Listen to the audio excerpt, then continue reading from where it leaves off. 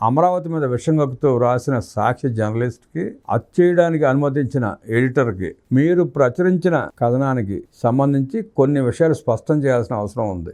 Heading నుంచే తప్పు ప్రారంభమైంది. ఎందుకంటే అమరావతికి రైతులు ఇచ్చిన భూములే అసలైన పెట్టుబడి. ఆ భూముల ఆధారంగా రూపొందించిన ఒప్పందాలు, ప్రణాళికలే ఆ ప్రాజెక్టుకు గ్యారంటీగా మారాయి. వరల్డ్ బ్యాంక్ నుంచి హడ్కో వరకు భూములపై నమ్మకంతోనే రుణాలు మంజూరు చేశాయి. వాటిని ఖజానా డబ్బులుగా ప్రస్తావించడం సరికాదు. టెండర్ల విషయానికి వస్తే అమరావతి నిర్మాణానికి సిఆర్డీఏ పూర్తిగా పారదర్శకంగా బహిరంగ టెండర్లు ఆహ్వానించింది. అర్హత గల సంస్థలు ఆన్లైన్లో బిడ్లు సమర్పించాయి. ప్రతి టెండర్ పత్రంలో ప్రాజెక్టు వివరాలు, అర్హత ప్రమాణాలు, జాతీయ ISCPWD మరియు అంతర్జాతీయ ప్రమాణాలు LED, ISO వంటివి స్పష్టంగా పేర్కొనబడ్డాయి. ఎంపిక ప్రక్రియలో సాంకేతిక అర్హతతో పాటు తక్కువ ధరను పరిగణలోకి తీసుకున్నారు. నాణ్యత, భద్రత, స్థిరత్వం కోసం అత్యున్నత ప్రమాణాలను అనుసరించారు. ఇవన్నీ CRDA ప్రొక్యూర్మెంట్ పోర్టల్లో అందుబాటులో ఉన్నాయి. అవి చూసి ఉంటే మీరు ఈ విధంగా వ్రాయడానికి మొహమాట పడేవారు, సిగ్గుపడేవారు. అమరావతిని వరల్డ్ క్లాస్ సిటీగా డిజైన్ చేశారు. మన దేశ చరిత్రలో ఇంత శాస్త్రీయంగా, ప్రణాళికాబద్ధంగా చేసిన ప్రాజెక్టు ఇంకొకటి లేదంటే అతిశయోక్తి కాదు. జగన్ రెడ్డి తీసుకొచ్చిన రివర్స్ టెండరింగ్ విధానంతో ఎలా అనర్థాలు జరిగాయో ప్రజలందరికీ తెలిసిందే. తిరుమల ప్రసాదాల విషయంలో జంతు గోవులు కలిసి ఉచిత అన్నదానం కూడా నాణ్యత లేకుండా చేశారు. జగన్ రెడ్డి హయాంలో రోడ్లలో గుంతలు పూడ్చేందుకు ఎన్నిసార్లు టెండర్లు పిలిచినా కాంట్రాక్టర్లు ముందుకు రాలేదు. చివరకు బ్రతిమాలినా వారు జగన్ రెడ్డిని నమ్మలేదు. ఈ పరిస్థితుల్లో 91 కోట్లు అన్న విషయం పెద్దదిగా ప్రచారం చేయడం వింతగా ఆశ్చర్యం కలిగిస్తోంది. నిజం చెప్పాలంటే అటువంటి అబద్ధాల కన్నా జగన్ రెడ్డి పాలనలో ప్రజలకు కలిగిన విధ్వంసం, నష్టం గురించి చర్చించాలి. జగన్ రెడ్డి అధికారంలోకి వచ్చిన తర్వాత అమరావతి నిర్మాణాలు నిలిపేయడం వల్ల ఇప్పటికే పెద్ద ఎత్తున నష్టం వాటిల్లింది. కొన్ని సంస్థలకు 100 కోట్లు నష్టం వచ్చింది. నిర్మాణ సామాగ్రి దొంగలించబడిన ఘటనలపై విచారణ చేయలేదు, చర్యలు లేవు. జగన్ రెడ్డి పాలనలో రోడ్లు తవ్వుకుని వెళ్ళిపోయినా కేసులు పెట్టలేదు, విచారణ జరిపించలేదు. అది జగన్ రెడ్డి అసమర్థ పాలన పరిస్థితి. ఇప్పుడు గతంలో నష్టపోయిన కంపెనీలు కూడా చంద్రబాబు గారి పట్ల నమ్మకంతో మళ్ళీ ముందుకు రావడం, తమ ప్రతిష్టకు ఆ ప్రాజెక్టులు ముఖ్యంగా భావించడం గమనించదగిన విషయం. దాన్ని చూడలేక, ఓర్వలేక ఈ రీతిలో కథనాలు రాయడం సిగ్గుచేటు. మీరు ఎంత తప్పుడు ప్రచారం చేసినా అమరావతి నిర్మాణం ఆగదు, ఆగదు, ఆగదు. అబద్ధాలతో ప్రజలను తప్పుదోవ పట్టించడం రాజకీయ నైతికతకు వ్యతిరేకం. ప్రజల మనసెరిగి పాలన చేయాలి. పరదాలు, Z+ భద్రత అవసరం రాదు. ఇంకా అమరావతిని అడ్డుకుంటే ప్రజల ఆగ్రహాన్ని ఎదుర్కొనే పరిస్థితి వస్తుంది. ప్రజలు న్యాయం కోరుతున్నారే కానీ ప్రతీకారం కాదు. అయినా చరిత్ర చెబుతోంది, ప్రజల ఆకాంక్షలకు వ్యతిరేకంగా వెళ్ళిన నాయకుల్ని వారు ఎలా తిప్పికొట్టారో, శ్రీలంక లాంటి దేశాల్లో ఎలా తరిమికొట్టారో చూసాం. వడ్డెల్లి మురళి గారు, అక్షరాలు జాగ్రత్తగా రాపించండి. అమరావతి మీద విషం చిమ్మడం వల్ల మీకు వచ్చే ఉపయోగం ఉండదు, ఇంకా దిగజారిపోవడం తప్ప. జర్నలిజం నైతిక విలువలను దిగజారుస్తున్న మీకు పదే పదే గుర్తు చేస్తున్నా మీ మారని వైఖరి పట్ల తీవ్ర అసంతృప్తి వ్యక్తం చేస్తారు ప్రజలు.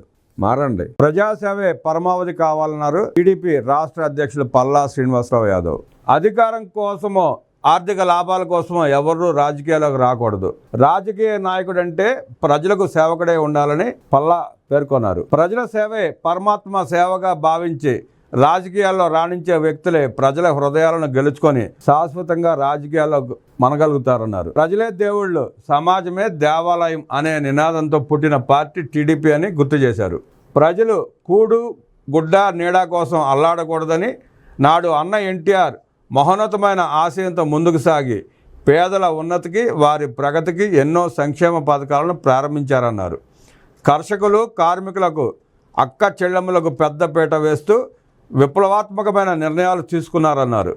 మహిళలకు ఆస్తిలో సగం భాగంతో పాటు 33% రిజర్వేషన్ కల్పించి సమాజంలో స్త్రీలకు సరైన గుర్తింపునిచ్చిన ఏకైక పార్టీ టీడీపీ అని పల్లా వివరించారు. ఆ తర్వాత మన విజనరీ నాయకుడు చంద్రబాబు నాయుడు అన్న ఎన్టీఆర్ ఆశయాలను కొనసాగిస్తూ నవ నిర్మాణ సమాజానికి పెద్దపీట వేస్తూ నాడే విజన్ 2020తో ఐటీ విప్లవాన్ని నాటి ఉమ్మడి ఆంధ్రప్రదేశ్కు తీసుకొచ్చి హైదరాబాద్ను ఐటీకి మేటిగా నిలిపారు. నేడు ఉమ్మడి తెలుగు రాష్ట్రాల నుండి 30 లక్షలకు పైగా రైతుల బిడ్డలు సాఫ్ట్వేర్ ఇంజనీర్లుగా హైదరాబాద్లో ఉద్యోగాలు చేస్తున్నారంటే అది చంద్రబాబు ముందు చూపు వల్లే. నేడు ప్రపంచాన్ని ఐటీ శాసిస్తోంది. రాబోయే రోజుల్లో ఏఐ ఏలుతుంది. ముందు చూపు లేని నాయకులు మంచి సమాజాన్ని నిర్మిద్దామన్న ఆలోచనలు లేని నాయకులు వారి స్వలాభాల కోసం ఆలోచిస్తే, చంద్రబాబు నాయుడు మాత్రం ప్రతినిత్యం ప్రజా సంక్షేమానికి ప్రగతి కోసం పరితపిస్తారు. దీనికి ఉదాహరణ విజన్ 2047 స్వర్ణాంధ్ర అని పల్లా స్పష్టం చేశారు. ఉగ్ర మూకల కంటే భయంకరమైన ఫేక్ నాయకులు నాడు బాబాయిని గొడ్ల వేటుకు బలి చేసి అబద్ధాలను ప్రచారం చేసి అధికారం చేపట్టారు. దోపిడీయే ఏకైక ధ్యేయంగా పెట్టుకుని రాష్ట్రాన్ని దోచుకుని నాశనం చేశారు. దోచుకో దాచుకో తినుకో సిద్ధాంతంతో దుష్ట చతుష్టయం జగన్ రెడ్డి దండుపళ్ళం బ్యాచ్ వ్యవహరించారు. ప్రకృతి వనరులతో పాటు ప్రజలను కూడా ఇష్టానుసారంగా దోచుకున్నారు. ప్రశ్నించిన ప్రజల పేకలు కోశారు. అందుకే వారికి గత ఎన్నికల్లో 11 సీట్లు మాత్రమే ఇచ్చి రాష్ట్ర ప్రజలు కర్రుతో కాల్చి వాత పెట్టారు. అయినా ఫేక్ నేతల బుద్ధి మారడం లేదు. అబద్ధాలను ప్రచారం చేయడం ఆపడం లేదు. అబద్ధాలను నమ్ముకున్న నాయకులు ఎప్పటికైనా అందపాతాళంలోకి పడిపోవాల్సిందే. ఇప్పటికీ ఆర్థిక నేరగాళ్లు ఒక్కొక్కరు కటకటాల్లోకి ప్రయాణం కడుతున్నారు. రాష్ట్రాన్ని నిలువుగా దోచుకున్న నేతలను ఉరితీసినా పాపం లేదు. చైనా లాంటి దేశంలో ఆర్థిక నేరగాళ్లకు ఉరిశిక్షలు వేస్తున్నారు.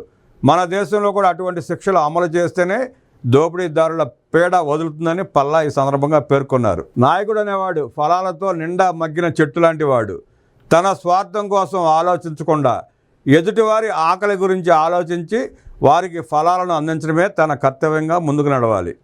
అందులో ఉండే ఆనందమే తనకు ప్రజలిచ్చే బలమై తనను మరింత ఉన్నత స్థితిలో నిలబెడుతుంది. అలాంటిది చెట్టే ఫలాలపై ఆశపడితే ప్రయోజనం లేని చెట్టుగా భావించి ప్రజలే దానిని కోకటి వేళ్లతో పెకిలిస్తారు. ప్రజలు ఇచ్చే ఫలితం చాలా గొప్పది. ప్రతి నాయకుడు ఓర్పు సహనంతో ముందుకు నడిస్తే సరైన సమయంలో సరైన ఫలితాన్ని రాజకీయ గుర్తింపును పొందుతారు.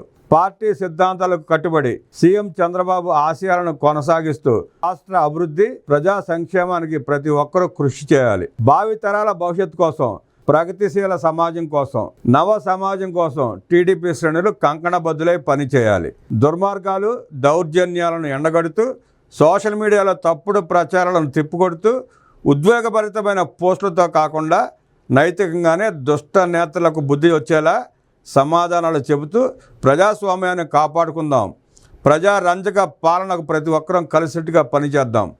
ప్రజలకు ఆదర్శంగా నిలుద్దామని కార్యకర్తలకు, నాయకులకు ఈ సందర్భంగా పల్లా శ్రీనివాసరావు పిలుపునిచ్చారు.